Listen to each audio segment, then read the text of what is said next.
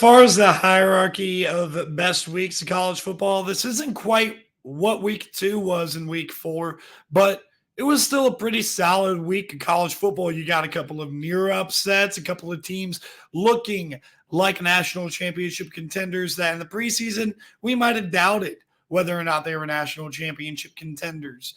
A great game in the big house, so one that's going to be memorable for both fan bases for sure. And then Oklahoma and Tennessee was also a pretty solid game where now we got a quarterback controversy in Norman. We got a lot to talk about here with this top 25. So let me reveal to you the top 25 for week 5, the upcoming week. Number 1, I got Texas holding firm. They looked really good against Louisiana Monroe. I thought Arch Manning throwing that pick early in the game was definitely good for people to kind of see, like, all right, the hype machine can dial back a little bit. This kid's human. He's really good.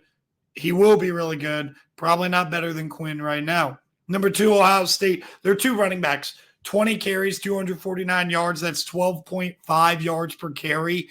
They were killing a Marshall team that's definitely going to be going bowling, a well-coached Marshall team with Charles Huff.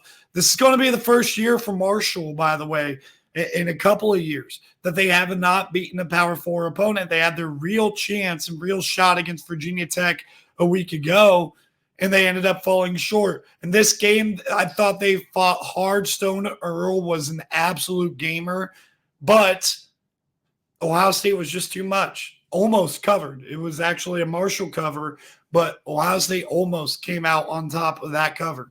Number 3, Georgia Bulldogs. I'm excited to see them against Alabama. That is really going to be the test to see which team is going to survive as one of the elites in college football. We'll touch on the Crimson Tide here in a second. Number 4, Miami. They looked so good yesterday on both sides of the ball. Dominant on the line of scrimmage on both sides of the ball, and far more dominant against a good opponent in USF, but a common opponent with Alabama. Alabama does not have the ability to sustain drives. Miami and Tennessee do.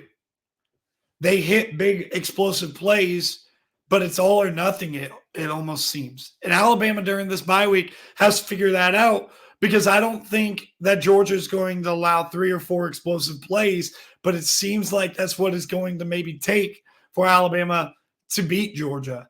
Either way, I'm excited to preview that game. Number 5, Tennessee, with that road win against Oklahoma. I thought it was very impressive, especially the way their defense played. Number 6 there is Alabama. They fall by default, by the way, because of Miami just looking like a better team than them. In Tennessee, with yet another quality win, and again, looking like a better team. They will play Tennessee and Georgia, so they'll be able to solve this themselves.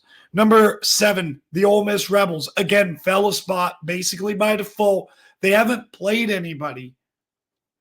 Kind of like Ohio State, though, right? So I can watch Ole Miss, and I can see that they're a really, really good team. But there are some things about Ole Miss that I do have questions about on defense specifically. But that offense is going to be high-flying all year and really good all year. And they're going to be a dangerous team, and I'm excited to see them get into SEC play. They should be playing their first SEC game next week, I believe. If they're on a bye, it'll be the week after. Number 8, Oregon. Off on a bye this week, an early bye. I think that the Ducks look a little bit better with how Oregon State ran for well over 300 yards against Purdue. But Purdue is just a garbage can, and we saw that play out last week in West Lafayette when Notre Dame came to town. I still don't know what to think about Oregon. I still don't know what to think about number 9, Penn State. They were dominant against Kent State yesterday, and I really like how Drew Wilder is playing this year, and that defense is really spanking good, but that secondary is definitely a concern. But you saw Bowling Green go toe-to-toe at Texas A&M last night. I think that game being so close isn't that big of an indictment and that big of a black eye on the resume of Penn State. Number 10, Utah, big-time win without the starting quarterback too. Isaac Wilson, wrong from what I heard all throughout the week. Isaac Wilson ended up getting the start, and their defense, man, they stepped up. And that's why I picked Utah, regardless on who was at quarterback, is because I said I trust the better defense. One of the few picks I got right yesterday. Utah was the play for me, and Utah got a huge win. They're in my top 10 because they're only going to get better. They're going to get Cam Rising back, and if Cam Rising's in, they are that much better. And they are probably the best team in the Big 12 for my money, at least. Number 11, Michigan. The Wolverines. What a gutsy win. Again, I broke this game down, so don't want to go too much into detail. Throwing for 32 yards and still winning is the most Sharon Moore way to win, but that's not going to be sustainable. They got to figure out that throw game if they want to beat Ohio State or Oregon. But hell of a win for the Wolverines. Number 12, Missouri.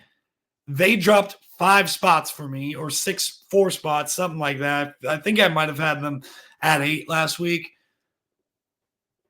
That was abysmal. I mean, I'm treating it almost like a loss, the way that they performed against Vanderbilt. They got to finish drives, and their defense has to be able to stop Diego Pavia, for goodness sakes. Anybody who struggles with Vanderbilt basically struggled with last year's New Mexico State offense, because that's what they are. It's not just Pavia. It's not just the coordinator. They got a lot of pieces from New Mexico State's offense a year ago. And when you struggle to stop Vanderbilt's offense, shows me that New Mexico State, I know New Mexico State was a good G5 school, but my goodness, you can't even stop New Mexico State talent, basically. Ridiculous, dude. Number 13, USC. This was a great game. I don't want to punish USC too much. I'm still wondering how good LSU and USC are. And as they get into the teeth of conference play, we're going to figure that out very quickly. Because that game was a classic. Those two were very even. USC turned out to come on top a little bit better. How good are those two teams? And then how good is Michigan, right? Because if Michigan is as good as what yesterday made it look like, Texas has a heck of a blowout win on their resume. Number 14, Louisville. They looked real good against Georgia Tech. I love the way that when they were dealt with some controversy and had adversity in their face, they had a safety. Georgia Tech gets the ball back in the fourth quarter, only down by 5. Louisville, defensive touchdown. They put the game away, blocked field goal, put the game away, took that to the end zone. This is a tough, gritty team that I way underrated in the preseason. Louisville, number 14. Number 15, the LSU Tigers. LSU, USC again, don't know who they are. I was not impressed with LSU yesterday. I was not impressed with LSU against South Carolina. What's really propping them up right now is the fact that, number 1, USC still looks like a pretty solid team, and number 2, South Carolina also looks pretty good. We'll see how that plays out. Number 16, Oklahoma. You want to talk about brutal schedule? They still have to play Missouri. They still have to play Ole Miss. They still have to play Alabama and Tennessee. This is a tough, they just played Tennessee and Texas, I should say. This is a tough schedule ahead for Oklahoma. They could be one of those teams sitting at like 6-6, 7-5 at the end of the year. That is way better than their record indicated. But now you're looking at a situation here where they benched Jackson Arnold yesterday, and the offense got moving with Michael Hawkins in the game. Now, Jackson Arnold, I think, is going to be a really good quarterback.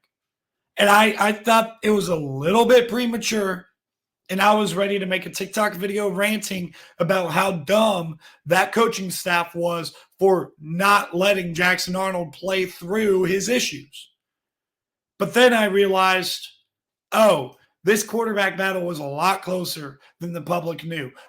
This controversy that they now have is justified because of the play of Michael Hawkins. Tough kid. Gamer.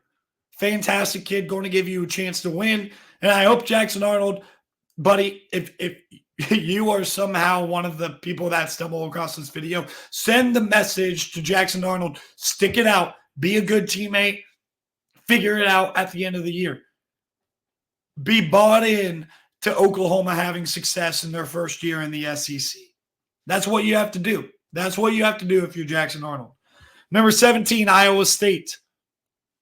Just quietly blowing out Arkansas State yesterday. Looked really good in the meantime. Number 18, Clemson looked really spanking good against NC State for a second consecutive game. Their offense has found a great rhythm, hit explosive plays. They are probably in the ACC the biggest threat to Miami. I know Louisville's ranked higher, and I keep disrespecting Louisville, and my bad to all of you Papa John's fans and whatever. But Clemson is the team that has the talent and has started to show the ability to be able to go toe-to-toe with Miami within the ACC. Nobody else has really shown that, even Louisville, but Louisville's probably the next closest. By the way, shout out to Florida State's disappointed self for winning a football game, shockingly.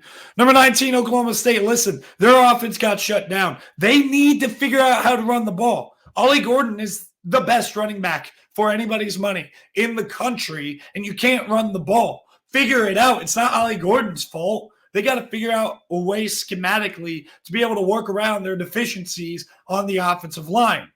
Because Alan Bowman proved yesterday he's not going to go out there and win you football games. Not big-time games, at least. Not ones that'll put you in Big 12 and playoff contention.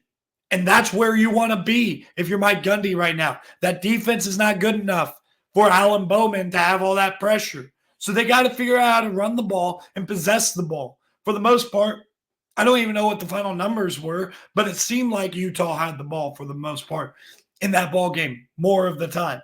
You got to figure it out. Number 20, BYU, big-time win. They beat SMU on the road in a gutsy game, and then they had an explosion of points based on special teams and defense, creating opportunities for the offense yesterday. I'm not sure if BYU is as good as I'm ranking them, but what I do know about BYU, and I was on the side of the BYU cover, I thought an upset was very possible. I did not expect for an avalanche of points late in the second quarter, early in the third quarter.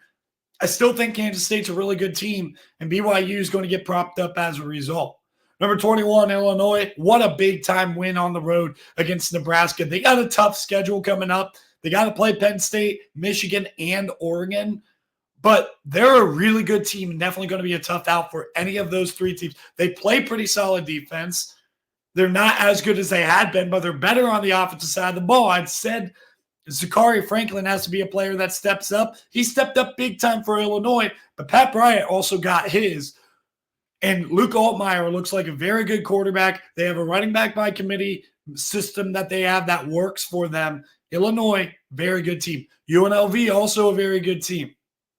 I get Kansas lost yesterday. I still think that's an impressive win. Kansas has lost 3 games to what I think are all top 25 worthy opponents by 1 score or less. I know West Virginia is not going to be in anybody's top 25. I think that they're a really good team. I think they got unlucky against Pitt. They pulled out a late game with a weather delay yesterday. But UNLV, I'm still counting that Kansas win as a quality win. That team that Barry Odom has over there is something special and is going to challenge for that group of 5 spot in the college football playoff. Notre Dame at number 23. I'm still not fully bought into them. I think that the loss against Northern Illinois should be an unforgivable. I don't think that they should really go any higher than 15, but they also do have opportunity later in the year with USC to be able to prove that they belong. Number 24, Kansas State. I still think they're a really good team. Avery Johnson, the young player, had to work through the kinks just like Jackson Arnold did. The difference is Kansas State, and right or wrong for Oklahoma, Kansas State is locked into their guy. Kansas State loves their guy in Avery Johnson, and they showed that yesterday. They let him play through it. He made some plays in this ball game. I like Kansas State still moving forward, but that is – and look, I picked, by the way, in the preseason, this as an upset. I picked Kansas State to lose this game, one of their 2 conference losses. So I'm not surprised that this happened. Avery Johnson's going to have to learn from this game, shake it off. They probably won't play in a tougher environment than that all year long. I still think Kansas State's going to be a really good team moving forward. And finally, number 25, Rutgers. They look really good. Kyle Moneyguy running the ball is really good. They have a couple of really good receivers. Dymere Miller, the Monmouth transfer, has looked pretty awesome. Christian Dremel been there for a little while. Ethan Kaliak-Manis, he's been playing really good football too, and they got a good defense. Imagine if Torrey wasn't hurt. If Torrey wasn't hurt, their star linebacker, they would probably be just a little bit better on that defensive side of the ball. They're a really good team, and they got a tough win on the road in Blacksburg last night. Some other teams that I thought about putting in was Boise State, for example. They, keep on doing what they're going to do. They played their 3rd game yesterday, got a win against Portland State. I got it right here. I also consider the Pittsburgh Panthers. I think that they're looking really good, and Eli Holstein looks like a freaking different animal at quarterback. And this is something that has elevated the ceiling of the Pittsburgh Panthers is Eli Holstein's play. Some other teams that I just want to give a brief mention to, Duke sitting at 4-0, pretty solid team right there. Then you look at in the SEC, I didn't rank Texas A&M. I think Texas A&M, they are a little bit of a fraud. I'm still not fully bought in to who they are. Toledo's a really good team. They beat the crap out of Mississippi State. I think they're worthy of a mention as well. Arizona, still a pretty good team. Just that embarrassing loss to Kansas State a week ago in Manhattan was definitely leaves a bad taste in your mouth. Those are a few teams that I definitely considered. Comment down below if I missed anybody and comment what you think of this top 25. Make sure you like the video. And I'll see you guys in the next one.